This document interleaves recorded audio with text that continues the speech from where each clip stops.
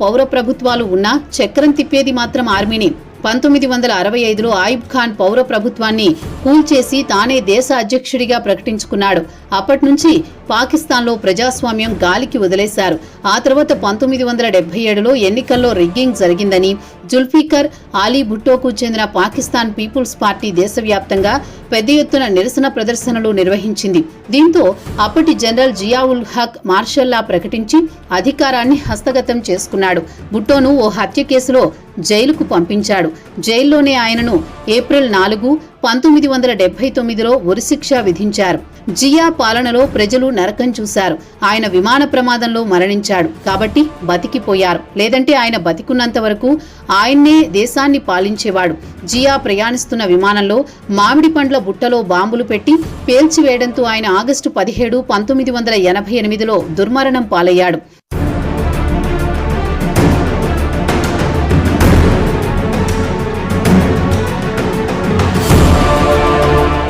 ఇక 1999లో army chief గా ఉన్న పర్వేజ్ ముషారఫ్ అప్పటి నవాజ్ షరీఫ్ ప్రభుత్వాన్ని కూల్చాడు.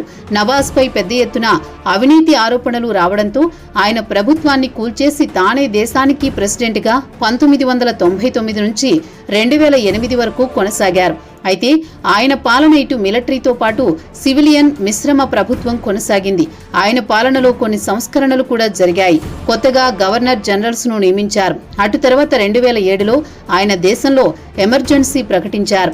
దీంతో దేశంలో పెద్ద ఎత్తున నిరసనలు వ్యక్తమయ్యాయి. ఇక ముషారఫ్ పై పెద్ద ఎత్తున అసంతృప్తి వ్యక్తం కావడంతో పాటు పెద్ద ఎత్తున నిరసన ప్రదర్శనలు జరిగాయి. ఎన్నికలు నిర్వహించాలని ప్రజలు డిమాండ్ చేయడం మొదలు పెట్టారు. ప్రజల డిమాండ్కు తలొగ్గి ఎన్నికలు నిర్వహించారు. అప్పటి వరకు లండన్లో ఉన్న బెనజీర్ భుట్టో ఎన్నికల్లో పోటీ చేయడానికి పాకిస్తాన్కు తిరిగి వచ్చారు. కాగా ఆమె ఎన్నికల ప్రచారంలో పాల్గొన్న సమయంలో ఆమె కాన్వాయ్ దగ్గర భారీ ఎత్తున బాంబు పేలుళ్లు సంభవించాయి. డిసెంబర్ 27, 2007న బాంబు పేలుళ్లకు ఆమె దుర్మరణం పాలయ్యారు. ఆమెను ముషారఫ్ చంపించాడన్న టాక్ ఇప్పటికీ పాక్లో చక్కర్లు కొడుతోంది.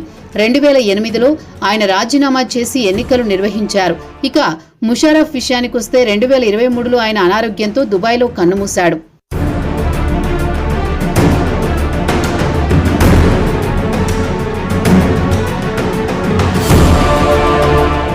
ఇక క్రికెటర్ నుంచి రాజకీయ నాయకుడిగా అవతారమెత్తిన ఇమ్రాన్ ఖాన్ విషయానికి వస్తే ప్రస్తుతం అవినీతి కేసులో 14 సంవత్సరాల జైలు శిక్ష అనుభవిస్తున్నాడు.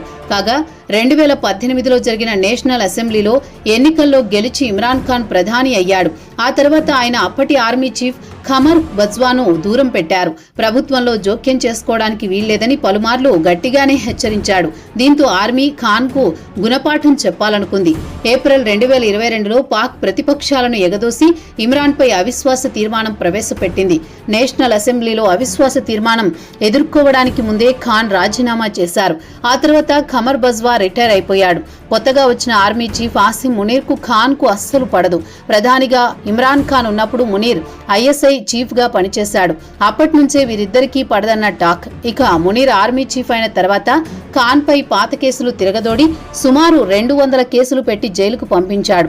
ఇక ఖాన్ ను ఆగస్టు 2023న అరెస్టు చేయడంతో పీటీఐ కార్యకర్తలు ఇస్లామాబాద్లోని ఆర్మీ ప్రధాన కార్యాలయంపై పడి పెను విధ్వంసం సృష్టించారు.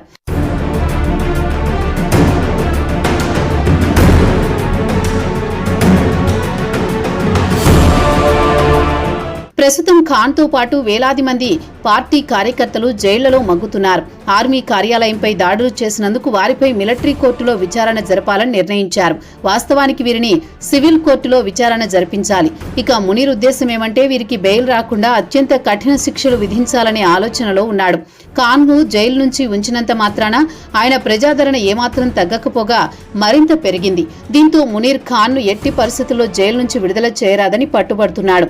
అత్యంత ప్రజాదరణ కలిగిన నాయకుడు జైల్లో ఉన్నాడు. వాస్తవానికి ప్రజలు తిరస్కరించిన షహబాజ్ షరీఫ్ మాత్రం ప్రధాని కుర్చీలో కూర్చున్నాడు. ఇక ఆపరేషన్ సింధూర్లో ఇండియాను ఓడించామని పాక్ ప్రజలను మభ్యపెట్టి మునీర్ అతిపెద్ద ప్రమోషన్ ఫీల్డ్ మార్షల్ హోదాను దక్కించుకున్నాడు. దీంతో ఆయన మరింత బలపడ్డాడు. అత్యంత ప్రజాదరణ కలిగిన నాయకుడు మాత్రం కటకటాలు లెక్కిస్తూ చీకటి గదిలో ఏకాంతంగా మగ్గడం పాకిస్తాన్కే చెల్లింది. Sad story of Imran Khan అని సానుభూతి పలకడం తప్ప పాక్ ప్రజలు కూడా చేయగలిగింది ఏమీ లేదు. ఇక ఆర్మీ ఆగడాలను అరికట్టాలంటే పాక్ ప్రజల్లో చైతన్యం వస్తే తప్ప పాకిస్తాన్కు మోక్షం లభించదు అంటున్నారు పాక్ పొలిటికల్ అనలిస్టులు.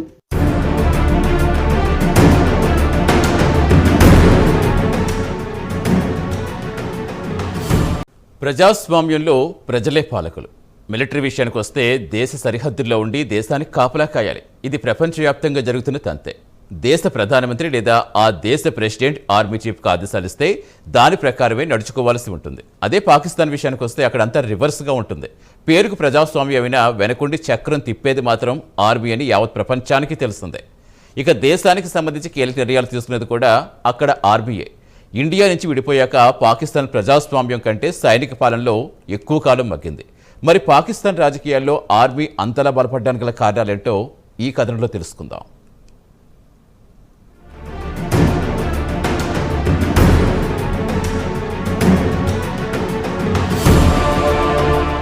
పాకిస్తాన్కు స్వాతంత్ర్యం వచ్చినప్పటి నుంచి పాక్ ఆర్మీ ప్రజాస్వామ్యబద్ధంగా ఎన్నికైన ప్రభుత్వాలను కూల్చి దేశంలో మార్షల్ లా విధించి ప్రజలను ఉక్కుపాదంతో అణిచివేసే పాలన కొనసాగించాయి. ఒకవేళ పౌర ప్రభుత్వం ఏర్పడినా వెనుక ఉండి చక్రం తిప్పేది మాత్రం పాక్ ఆర్మీ. ప్రస్తుతం పేరుకే షహబాజ్ షరీఫ్ ప్రధానమంత్రి. కీలక నిర్ణయాలు తీసుకునేది మాత్రం పాక్ ఆర్మీ చీఫ్ ఆసిమ్ మునీర్. ఇక పాకిస్తాన్కు స్వాతంత్ర్యం వచ్చిన తర్వాత నుంచి చూస్తే 1958, అటు తర్వాత 1977, ఆ తర్వాత 1999లలో కూడా పాక్ నేరుగా మిలిటరీ పాలనలో మగ్గింది. ఆ సమయంలోనే పాక్ ఆర్మీ దేశంలో బలమైన పునాదులు వేసింది. ఒకవేళ విదేశాల ఒత్తిడికి తలొగ్గి ఎన్నికలు జరిపించినా వెనుకుండి చక్రం తిప్పేది మాత్రం అప్పుడు ఇప్పుడు ఎల్లప్పుడూ పాక్ ఆర్మీనే. ఇక పాక్ ఆర్మీ చీఫ్ ఎవరిని ప్రధానిని చేయాలనుకున్నా వారే ప్రధాని అవుతారు. ఎన్నికల్లో నిజంగానే గెలిచినా చివరి నిమిషంలో ఎన్నికల ఫలితాలను తారుమారు చేసి వాస్తవంగా గెలిచిన వారిని ఓడిపోయినట్లు చూపించడంలో సిద్ధహస్తులు పాక్ ఆర్మీ. గత ఏడాది జరిగిన ఎన్నికల్లో వాస్తవంగా గెలిచింది ఇమ్రాన్ ఖాన్ పార్టీ పీటీఐ. అయితే ఫలితాలను పాక్ ఆర్మీ తారుమారు చేసి షహబాజ్ షరీఫ్ను ప్రధాని పదవిలో కూర్చోబెట్టింది.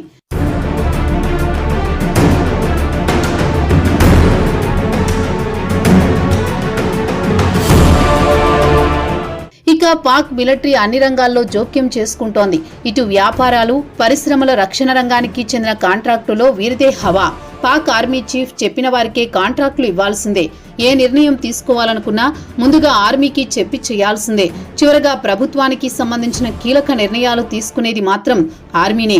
తెర వెనుక నుంచి షో నడిపించేది మాత్రం పక్కాగా ఆర్మీనే. పేరుకు పౌర ప్రభుత్వమే తప్ప వారికి ఎలాంటి అధికారాలు లేవు. ఇక సైనికులు చేస్తున్న అరాచకాలను బయటపెడితే మీడియాపై సెన్సార్షిప్ విధించి భయభ్రాంతులకు గురి చేస్తుంది. ఆర్మీ చెప్పిందే చట్టం. వారి ఇచ్చిన వార్తనే ప్రచురించాలి. సొంత అభిప్రాయాలు వ్యక్తం చేయడానికి వీల్లేదు. ఇటీవల ఇండియాలోని పహల్గాంలో పాక్ టెర్రరిస్టులు దాడులు చేసి 26 మందిని ఊచకోత కోసిన విషయం తెలిసిందే. దీంతో ఇండియా ఆపరేషన్ సింధూర్ పేరుతో పాక్ పై యుద్ధం ప్రకటించింది. ఇండియా దెబ్బకు పాక్ గాళ్ల బేరానికి దిగి వచ్చింది. కాల్పుల విరమణ ఒప్పందం కుదుర్చుకుంది. అయినా పాక్ మాత్రం ఇండియాను ఓడించామని దేశ ప్రజల ముందు ప్రగల్భాలు పలుకుతోంది. దీంతో పాక్ ఆర్మీ మరింత బలపడింది.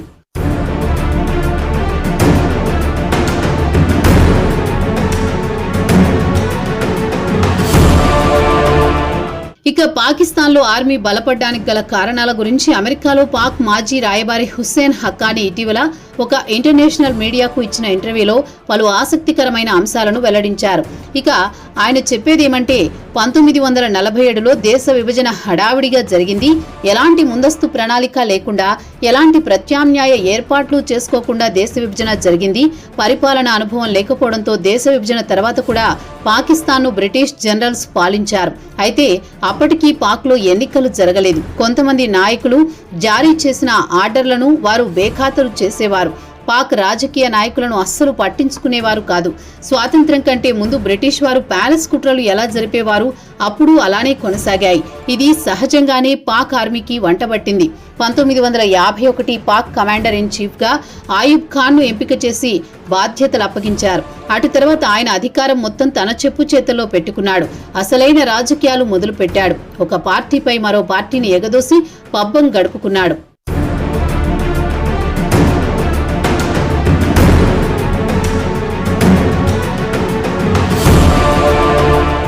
ఆ తర్వాత అధికారంలో